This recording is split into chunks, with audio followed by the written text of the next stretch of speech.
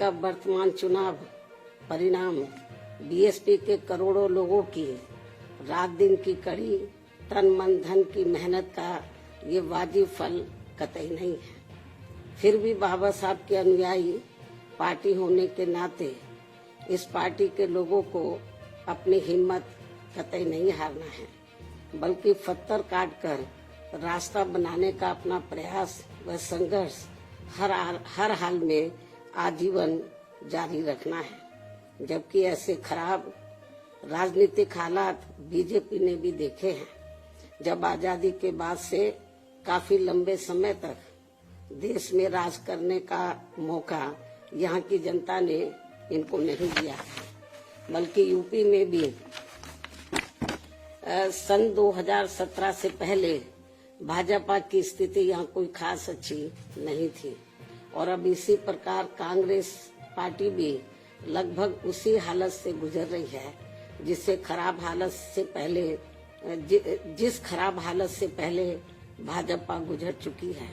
इसलिए कल आए चुनाव परिणाम आगे के लिए सबक, जिसके परिप्रेक्ष्य में यहाँ मैं ये कहना जरूरी समझती हूँ कि चुनाव में पूरे यूपी से मिले फीडबैक के मुताबिक जातिवादी मीडिया अपनी अनवरत गंदी साजिशों प्रायोजित मैनेज किया हुआ सर्वे आदि कार्यक्रमों एवं लगातार नेगेटिव प्रचार के माध्यम से खासकर मुस्लिम समाज व भाजपा विरोधी हिंदू समाज के लोगों को भी गुमराह करने में ये प्रचारित करके काफी हद तक सफल साबित हुआ है कि बीएसपी भाजपा की बी टीम है तथा ये पार्टी सपा के मुकाबले में कम मजबूती से चुनाव लड़ रही है। ये खूब इन्होंने प्रचार किया, जबकि सच्चाई इसके विपरीत है, बिल्कुल उलट है, क्योंकि भाजपा से बसपा की लड़ाई राजनीतिक के साथ साथ सिद्धांतिक व चुनावी भी थी। लेकिन मीडिया द्वारा इस प्रकार के लगातार दुष्प्रचार आदि किए जाने के कारण भाजपा के अति आक्रामक मुस्लिम विरोधी चुनाव प्रचार से मुस्लिम समाज ने एक तरफा तौर पर सपा को ही अपना वोट दे दिया तथा इससे फिर बाकी भाजपा विरोधी हिंदू लोग भी बसपा में नहीं आए। इससे ये स्पष्ट है कि मुस्लिम समाज का वोट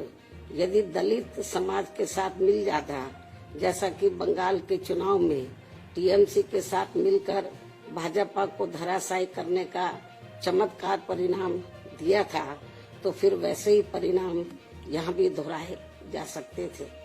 साथ ही ये लोग हमेशा इस तथ्य को ऐन वक्त पर भूल जाते हैं कि केवल बीएसपी ही यूपी में भाजपा को सत्ता में आने से रोक सकती है, सपा नहीं। इनकी इसी गलत सोच का ही ये नतीजा है